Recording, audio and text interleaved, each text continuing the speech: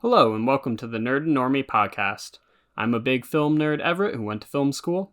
And I am Emerald, and I'm dating a nerd.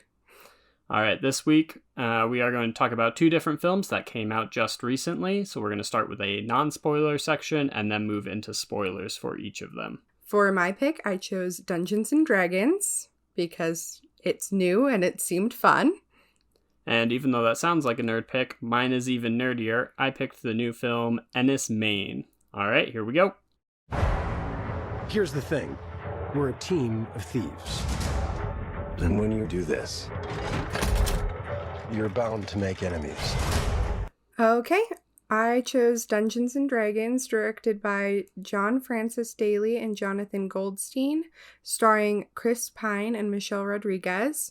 I picked this because the trailers made it look fun, and we were both just hoping that they would lean into that and not take themselves too seriously. And in my opinion, I think that worked. Yeah, I think it definitely did. And just so everyone knows, this is going to be our non-spoiler section, and then we'll let you know when those spoilers are coming. This movie, super fun. Super, super fun. Yeah, I really enjoyed all of it. I didn't think that I fully would. I kind of picked it as like a random movie. I hadn't seen too much about it, but it just, from what I had seen, it looked really cute and it could be funny. So I figured, we'd take a chance on it, and I really enjoyed it. I enjoyed pretty much every scene. Yeah, and this is coming from two people who have never played the game. I have many friends who have, but for whatever reason, I've never joined in a game. And I can assure you, I did not feel lost. I did not feel confused or that there was a bunch of inside jokes that this movie just wasn't for me. I really hope it's for Dungeons and Dragons fans because there's a lot of them and they deserve a good movie. But this is just, from start to finish, a fun, big budget, blockbuster kind of movie, but it delivers. It doesn't feel hollow. It doesn't feel like a cash grab. Super, super good. Yeah. And we also kind of lucked out with the theater we went to. I'm not sure. We looked it up. We're not sure if this is in every theater or if we just happened to stumble across this one. But the way we watched it, it took up every single wall of the theater. It was really cool. Just like the landscapes and everything would go onto the side walls, and it made it really immersive. It was really fun. Yeah, it was super cool. I had not heard that was going to be happening. I've done a quick Google search after and cannot figure out them advertising it. It's not in anything that I found immediately. We'll see if after this weekend of it going into theaters, if more people are talking about that. I do agree it was super immersive on those wide landscape shots. I will say it could get a little distracting. It's very clearly like a weird kind of almost Unreal Engine recreation of the film as best it can, matching, so it doesn't always quite line up. Sometimes it's a little jittery, and there are definitely weird animations when it comes to close-ups of humans, or just like, oh, that's Chris Pine's face and he's like its mouth is moving like he's talking, but there's no words coming from him, and they're just hoping you're not looking over there. And that could be a little distracting for some people, but honestly, didn't really bother me that much. And I think going forward, if this type of technology is used more for wide shots and establishing things like that, can be super cool and super immersive. Yeah, so this film follows Chris Pine as he reunites with some acquaintances on an epic quest, along with quite a few side missions to get them there. Yeah, and not side missions that really feel like they're distracting from the overall story. It always feels like if they are going to go on a side quest, it does develop one, if not multiple, of these characters and the group of thieves and whatnot. There's several cool action set pieces. Yeah, I definitely agree. I will say, though, it is lighthearted and fun. I wouldn't necessarily say it's like a family movie or anything, just because it does have some language. There's no violence. There's no anything else. Not like severe violence, at least. It's an action movie, so there's lots of killing. There's a few beheadings in action scenes. There's some violence. But I wouldn't say it's like the bloody kind of. It's not gory. It's not gory. That's better. It's not gory. But it doesn't feel like a family movie. Like, I would definitely suggest it to an older audience, but the jokes hit for older people. I mean, it's really great. I would just say it's the language, probably. Speaking of this non-violent film, the action sequences in it are top-notch. They hold their shots, they actually get stunt people in who know what they're doing, and they pull off some really fun stunts. And it's just really enjoyable action. It's a lot of that classic like problem solving where, oh no, this guy's grabbing me this way, and then they come up with a fun solution. It's not just, oh, I'll punch him really hard, or they'll do a whole bunch of edits and the camera will be whipping all over the place. They actually put a lot of thought into each action sequence and they don't feel wasted. Yeah, I love a good choreographed fight scene. I'm not like a huge action movie person, but I love a good choreographed fight scene, and they had quite a few in this that were both like intense but also very enjoyable and fun. Yeah, another thing along with this that I think they did really well in this film is the balance of CGI to practical effects. It almost felt like a throwback to like a Lord of the Rings or some of those, like a Matrix kind of 90s movie where, yes, there's lots of CGI there. You know, obviously this world doesn't exist and some of the creatures couldn't possibly be there. But when they could, they built a set. When they could, they made a costume. There's actual animatronics for some of the creatures and stuff.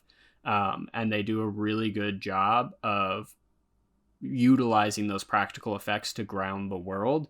And so there was never really a moment on it where it felt just like a CGI fest. I feel this way a lot with Marvel movies and DC movies where there's a huge army of CGI whatevers and everyone, like, it just feels like, oh, it's an action scene. We're just going to swing around and watch CG doubles punch each other for 20 minutes. But for this, it was actual people in actual costumes exchanging blows, and just really great filmmaking from that standpoint. Yeah, I definitely agree with that. There was a couple parts with like magical effects that I would say were a little bit, not like cheesy, but like very much leaned into the CGI. But for a lot of the fight scenes, I would agree that they were very grounded in reality. There are two main villains in this movie. One that's more centered with the plot and the characters themselves, and then one that's kind of like an overall villain. The villain played by Daisy Head, I wouldn't say is unnecessary, but she's generic. She's very much a super villain that you've seen before, so I wouldn't say it's anything new. I do think she played it very, very well. The other villain is very enjoyable. I found him very funny. So the second villain, and we're trying not to spoil anything here, but the one that's more connected to our main cast of characters, he's a bit more fun, but he doesn't pose the threat, so I feel like they needed some sort of kind of big bad, just pure evil for the sake of being evil kind of character. But for this type of movie, I think that works. And at no point did I just like roll my eyes, oh, here we go, it's this again. It was like, oh, no, okay, yeah, there's got to be a big bad. And so it works. Yeah, I would agree with that for sure. It does have a good balance of like being a bad guy for the sake of your own personal gain versus like being a bad guy for the destruction of the earth, you know? So I do think that is a good balance, and I found them both to be very enjoyable. All right, now we're going to lead into the spoilers. We're leaving time codes at the bottom, so if you would not like to hear this movie spoiled and just skip on to the next one, take a look down there and pause it right now so you don't get anything spoiled for you. So this movie follows Chris Pine's character after him and Michelle Rodriguez get arrested in a heist gone wrong, and they're trying to break their way out of prison, basically. The comedy starts right off the bat, I would say, with him telling the story of his life, and it does very well to introduce why they're there and why he's been doing what he's been doing. Yeah, so the start is kind of an exposition dump, but they know that it is, and so they do their best to make it fun. There's a kind of recurring joke about Jonathan, and it's so funny. And then you find out, I was thinking the whole time it was like somebody from the same village or might know them or like something like that. But no, they just want to tackle him out of a window because he's half bird, half man. The bit where they reveal that they were actually going to be granted a pardon, but they decided to go out on the run and escape was so funny. I agree. I also think the overlying joke of potatoes and her obsession with them is so funny too, and her ending up using it as a weapon. It was funny, you know? Yeah. Kind of cheesy, but I think it worked with the movie. Yeah, it was super fun. Another thing I really liked was all of the comedy with Regé-Jean Page's character. His inability to grasp how people talk in colloquialisms and stuff and just refusal to partake in that was super enjoyable. I thought he was super fun and his action scenes were awesome. He was so cool. But yeah, tons of fun. I agree. And I think up till this point, at least with everything I've seen him in, he's been very much like the handsome man, you know? And like he was still perfect in this movie, which is like another reason Chris Pine had such beef with him, is because he's such a perfect man. But he was also funny and a little dorky and awkward, and it really worked well, and he played it very well. Yeah, and it almost seems like the creators knew. There's that one part where he's walking away from them when he leaves them to finish their quest, and he's walking, and Chris Pine goes, wow, he's walking in a perfectly straight line. Oh, there's a rock coming. Is he going to go around it or over? Oh, no, he goes over it, because this man does not break from his straight line, perfect path. Yeah, it was very funny. And then when he shows up again at the end of the movie, he's still walking in a straight path, and it's just like, has he just been walking in a straight path this whole time? I don't know. I just found it was very funny. In terms of the villains we were talking about earlier, Hugh Grant's character was part of the band of thieves from the story we hear about in the exposition dump.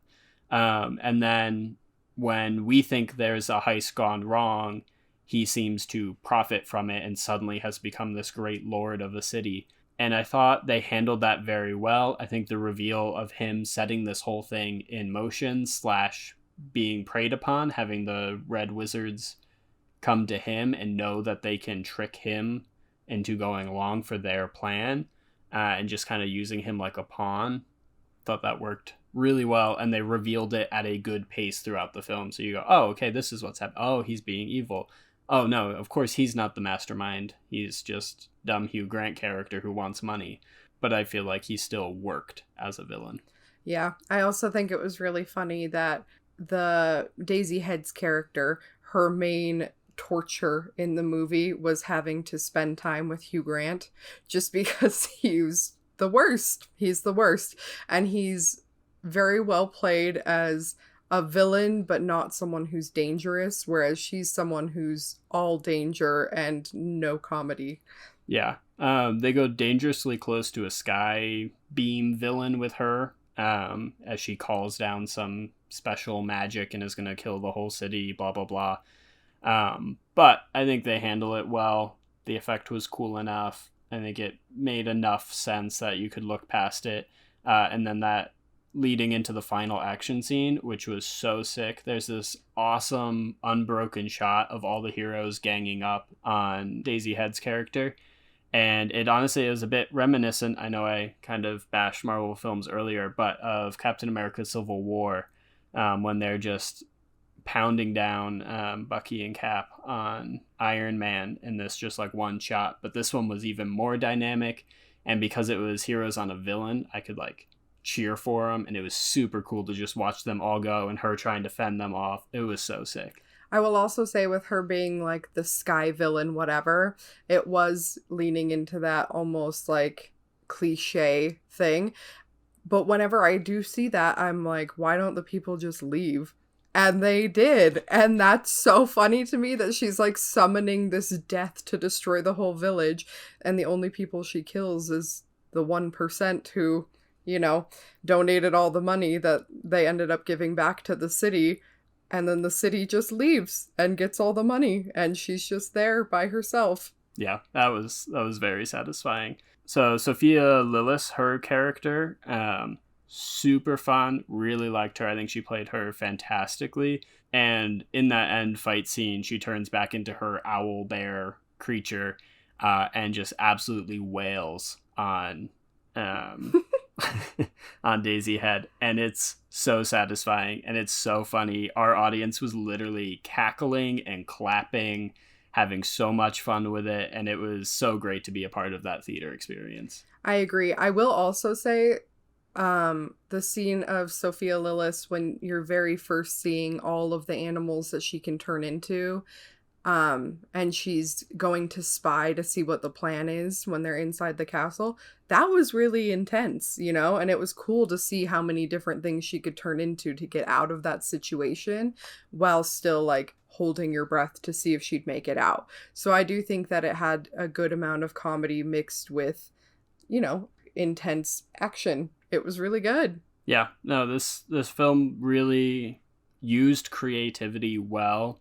It used its characters well and put them in situations that challenged them and also allowed them to shine. I think one of those characters in particular is Justice Smith's character. He does well enough with the role. I will not say he's the most compelling of the characters. I think he's got a very kind of one-note arc of I don't believe in myself. Oh, now I do believe in myself. I have confidence. Woohoo.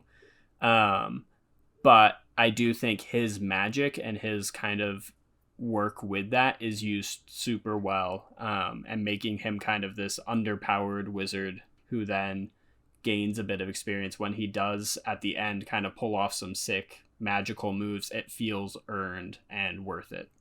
The only thing, the fact that he, you know, is trying and trying and trying with that helmet and then just being able to put it on at the right time because he overcame himself felt a little bit cheesy to me, but everything else I do feel like he earned. Like he practiced it and it came in handy. I wish they would have used the grass smell thing again somehow, because I thought that was really funny that was his magic power. Even though, yes, he does get it right at the right moment, they clearly knew this was felt that way. Yeah, they do even mention it early on where Chris Pine is talking to him and he says, you're always able to, you know, get the magic out in the correct way right when we need it the most. So it did make sense with the story. I just thought it was a little cliche. All right, one other character we have to mention is Pudgy Dragon. He's so awesome. Cute. He's so cute. I was very sad he wasn't utilized more because I found him to be the best character in the movie, really. Yeah, he wasn't really a bad guy, more as just an obstacle, but he was so cute. Yeah, and super fun and a good use of this kind of funny character. There's a moment where he flips over, and instead of like, you know, the classic dragon shaking off its wings, throwing stones everywhere, getting back on and being super cool, he just embraces the fact that he's rolling because he's big and round, and he just rolls after them for a minute, and it's awesome. And moving on to the ending, did it work for you? Like, did you feel emotionally connected with these characters during that final moment? Yes and no. I feel like they did their best with the time allotted to make you bond with Chris Pine's daughter and, you know, want to cheer for him to get his wife back, but not enough that I would have been really sad, you know. But the fact that he does trade his one chance to get what I'm assuming is his one true love back so that his daughter can have the mother figure she's always known, I do think is very sweet. But the fact that he goes, well, we can only use this once, and she goes, I know, and it's not even a second thought for her. I feel like it does make sense because she never knew her mom, but I do think I don't know. Yeah, I was just confused in that moment. He's like, oh, we can only use this once. I feel like that should have come from the daughter because she knows how much her dad, like, he gave up her for 2 years because he wanted to try and get her mother, his wife, back. And so she does know enough to know what it means to him that I think it should have been from her going, but Dad, what about bringing your wife back? And then he says something like, no. It means more for you to have. Yeah. Yeah. Because, the woman who raised you. Yeah. I feel the exact same way. Because we had that weird side projection stuff, I was very distracted. It turned it on and off throughout the movie. And for some reason, during this emotional close shot moment, they decided to turn it on. And I was so distracted by the weird CGI bodies that were trying to match what the characters were doing. And that was the one moment where it really took me out of the film for worse, because maybe it was an emotional ending and it would have worked for me, but I'll never know because I was distracted by the fact that her hair would go back and forth from being super curly to being just like a flat blob.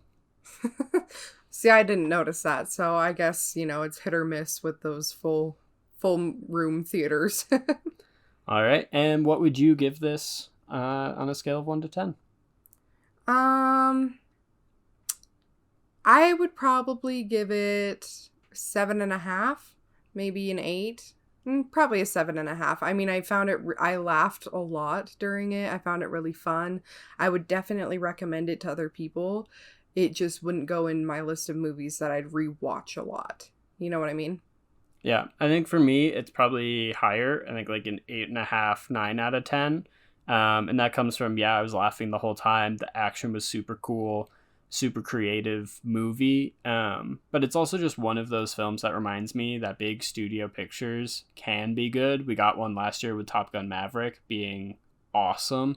And then we got another one here with this film that's like, we can make fun board game genre fantasy films for a very niche market and make them super fun and super entertaining. For everyone, not just for that niche audience. Yeah, exactly. And I really hope that studios get the right idea from this and do more of it. So I really hope it has a big box office. Yeah, I agree. I would definitely see it again. Like when we were leaving the theater, I told Everett I would love to come back and watch it again. It just wouldn't go in my repeat movie list of like over and over and over and over. But I did really, really enjoy it. What is it exactly that you bring to this? I'm a planner. I make plans. You've already made the plan, so... If the existing plan fails, I make a new plan. So you make plans that fail. All right, moving on to my pick for this week, which is Enys Men. It is by Mark Jenkin, and it's his follow-up film to Bait. I picked this movie because his first film is one I really loved. I saw it while I was at film school, and then went back and made all my friends come to watch it, and we all nerded out over it. Mark Jenkin is a very interesting director. He shoots on old-fashioned cameras that do not allow for sound to be recorded in sync, and so he does all of his sound in post-production, and he leads a lot of that. He does the editing, he does the shooting. It's very indie filmmaking at its finest. It's a guy who loves a particular look and style.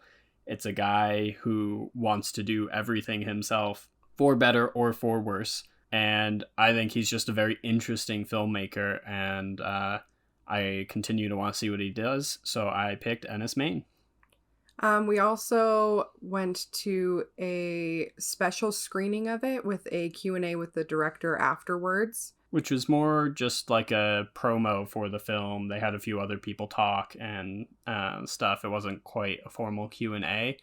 But yeah, hearing him talk about it came across a little pretentious, but that's not shocking if you know anything about this film.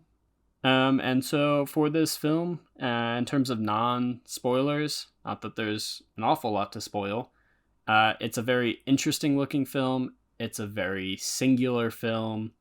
I thought it did a good job of keeping me engaged despite not being very plot heavy.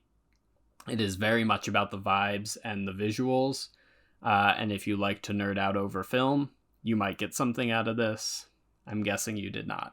So during the Q&A or the promo or whatever after the movie, when he was discussing why he does what he does, he mentioned that people say most of his films come across as horror, which is my favorite genre of film. And so he wanted to make a horror movie. And in doing so, he wanted to make it feel like he was leading us out into the woods, and instead of bringing us to safety like most horror movies do at the end, he wanted to leave us there feeling lost and confused. And the plot did that, but not in a way that I would brag about, probably. I did not know what was happening, but not in a way that was unsettling or scary, just in a way that I felt bored. I will say, yeah, at no point in this film was I scared, other than, I guess he does a couple, like, jump sound scares where he'll just, like, cut to something and the music will hit slightly harder, and that's as close to a scare as you're going to really get from this film. Yeah, because the sounds are loud, and not movie theater loud, like scary loud, but not in a scary movie way. It's very hard to explain unless you've seen it. His films are very much about sound in a lot of ways, and again, for better or for worse, he takes some artistic decisions with them, and this film is very grating on the ears for long stretches. I have no doubt that was intentional, and if that's, you know, it's much more experimental, so if that's your thing, you might get something out of this. But don't expect it to be scary. Don't expect there to be a huge narrative for you to fall in love with or to be surprised about the big reveals. It is not that type of film. I mean, it mostly follows one singular character. She is played by Mary Woodvine. There are a few other characters-ish throughout the film, but it usually follows her and what's going on with her. And that being said, that's all I would say about this film. If it's one that interests you, I would not look up much more about this. If you're into these types of movies, just go in blind and see if it works for you. But if not, we are going to move into spoilers. Okay. All right, here's the spoil. Everything. Nothing happens. She's Literally on an nothing. island. Yeah. It's funny because my biggest complaint whenever it shows me a movie is that nothing happens. And this one, I was side-eyeing him the entire film because nothing happened.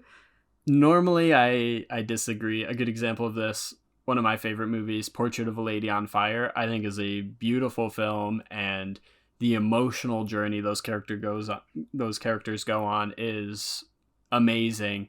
And she looked at me at the end of that and was like, nothing happened. They just chatted on an island for 2 hours.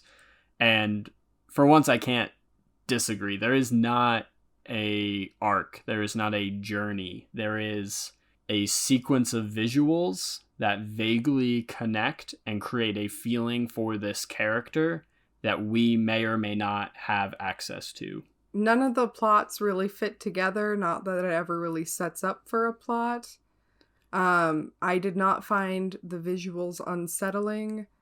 I think the only emotion that he left me in the woods with was bored. For me, I'm going to try and explain what I think the idea of this film is, what the, not plot, but like what the physical events are, and then what they're there for. And so Mary Woodvine is some sort of ecologist type person, and she's studying these rare flowers that are growing in one particular rock on the edge of a cliff, on a small island off the coast of England or Wales or Scotland, somewhere in the UK. And she's out there by herself, and she keeps getting these flashes. One round of flashes is to what is a young her nearly falling off stuff constantly, or standing at the edge of cliffs and stuff. And then finally later, she falls through some glass and gets a cut on her stomach, which is represented by a scar on the present day version of her. We also get these moments with a fisherman kind of character, or a boat driver. He delivers supplies to the island. Yeah. And that crew on that boat, according to a plaque we see, dies in the attempt to get back out to the Governick, their ship. And at various points, we either see him alive, we see them hooking up, we see him dead in the water. she finds his jacket at a random part of the island and brings it back.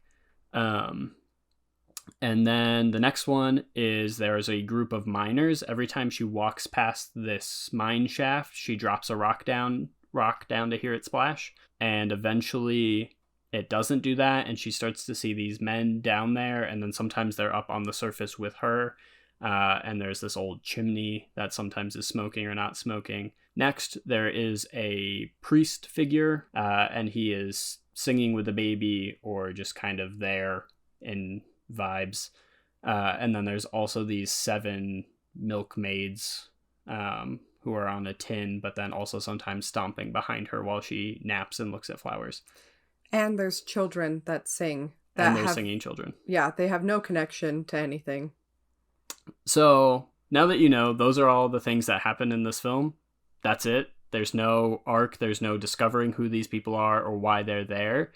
But for me, it was about seeing these glimpses of humanity. There's the boatman and his inevitable death, and knowing what that is, but also still needing his supplies, even though it will cost him his life. I think with the miners down in the shaft, it's the humans destroying this island, but also at the same time, their impermanence and they're just gone. Similar to her with the flowers, they're these beautiful flowers, but sometimes she cuts off a stem of one or lichen grows on them and nothing's permanent. And it's this to and fro between nature and humanity. The milkmaids, I'll admit, don't really know what that's about.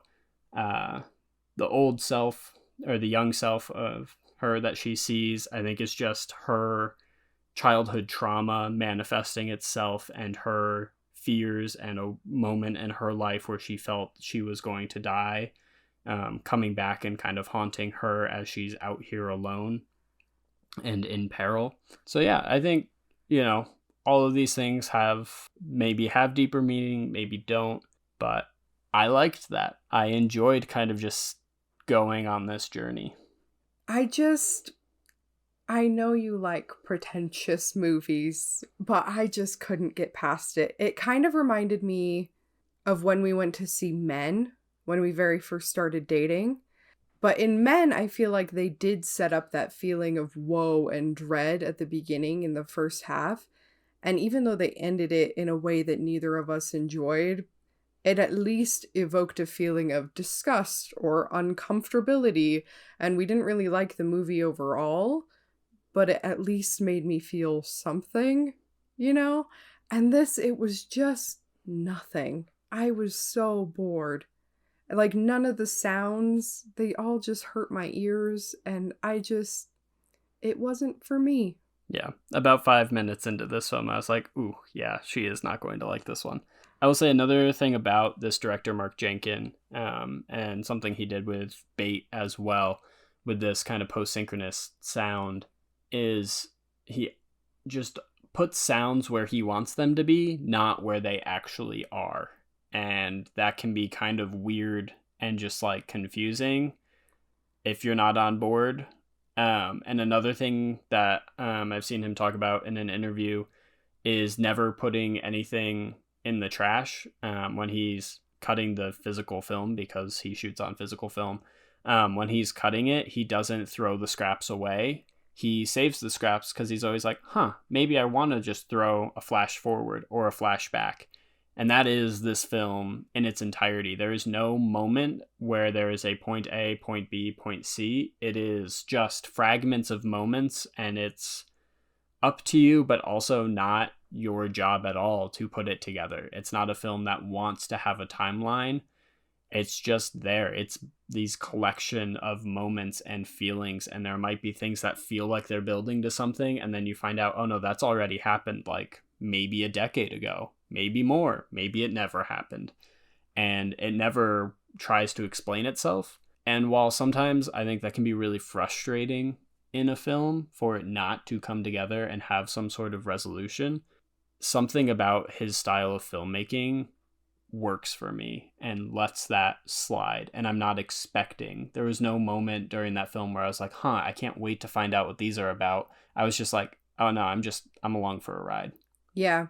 I will say him talking about adding the sound and stuff was kind of interesting afterwards, so I'm glad we did stay for that after the film, because at the very beginning there's a scene of a bird that flies into the water, and he talks about how he just couldn't replicate that sound in the studio at all.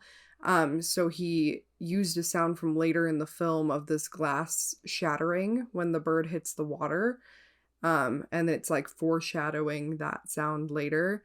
And I feel like if we hadn't stayed for the Q&A, I would have even noticed, but it is interesting to like look back on it and be like, oh, I wonder what else he just, reused or like put in there, because it is a cool concept using the old cameras where the sound doesn't align. Another thing that kind of maybe is why I give it a pass, I guess I'd say, is it is true indie filmmaking. When the credits roll, there's only like 50 names in total, that and maybe reaching on like 75 to 100 if you include the thank yous, but there's no 500 VFX artists, there's no 17 assistants to these people. It is the bare bones of filmmaking, and they're just hanging out. As he said later, they never actually shot on an island because that's too hard. They shot in their backyards and just down the street at a park because that's the locations they had.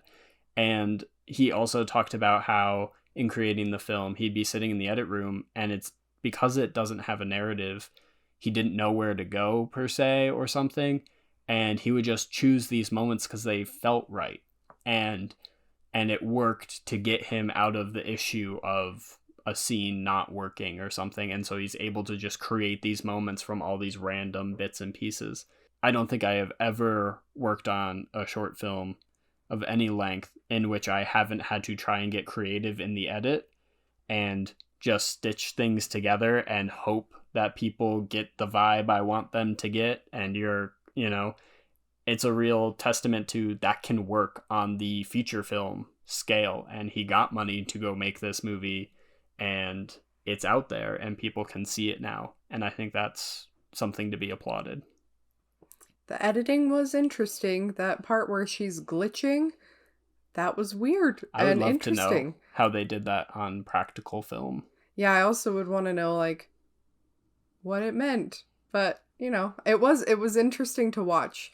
I will say that like probably 20 minutes of that scenes and that part edited together, it was very interesting. I think if you are interested in this, maybe watch Bait first. Bait actually has a plot. It has a structure. It uses the old-timey feel, even in a modern world, I think slightly better than this film. I think this film could be shot in normal ways and just somebody messed with the sound in post. Whereas Bait really needed that.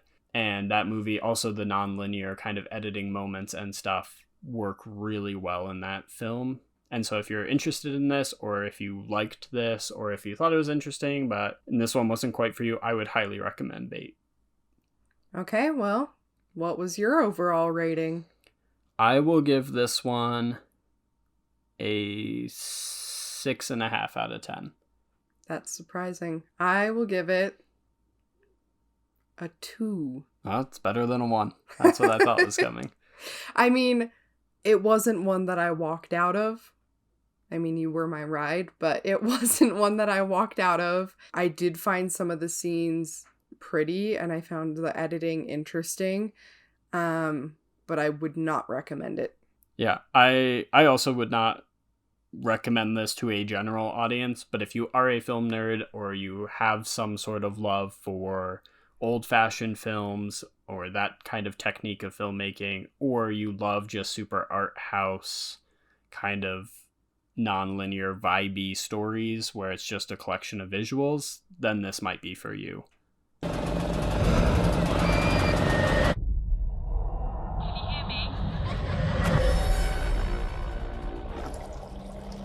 All right, well, thank you for listening to our podcast. Make sure to follow us on TikTok and Instagram at Nerd and Normie, and we will be posting every Monday.